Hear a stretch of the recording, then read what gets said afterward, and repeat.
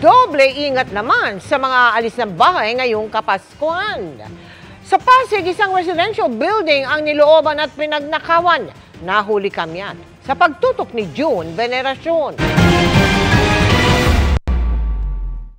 Unang araw ng simbang gabi, madaling araw ng December 16. Kuha sa CCTV ang dahan-dahan niyang pag-akyat ng lalaking ito sa pader ng residential building na ito sa barangay Santa Lucia, Pasig City. Nang makarating sa second floor, nag-ikot sa hallway, bit-bit ang kanyang bag. Sinilip ang mga kwarto. Ang kwartong screen door lang ang nakalak ang kanyang pinasok.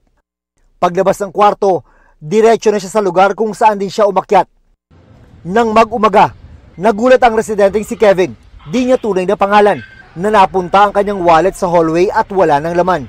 Doon na siya kinabahan kaya nag-preview ng kuha ng CCTV. Dito niya lang nalaman na nalooban na pala sila.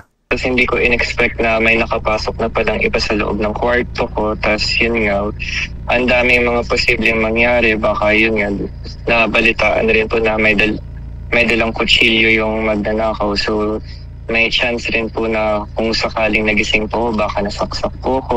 Bukod sa laman ng wallet, may mga ibang gamit pa raw ang nakuha sa biktima. 2019 na mapasok din daw ng akatbahay ang kanyang kwarto. Yun ang dahilan kung bakit sila nagpakabit ng CCTV. Ang husga ko nga po, baka same person lang din po yung nagkuha noon saka ngayon kasi kabisado niya na po yung bahay. Ang mga insidente tulad ng akatbahay tuwing panahon ng bakasyon, gaya ng Pasko at Bagong Taon, ang kabilang sa mga tinututukan ng PNP. Simula December 15 pa naka-heightened alert ang PNP kahit walang banta sa pambansang seguridad. Sa ngayon, nasa 37,000 na mga pulis na ang nakadeploy.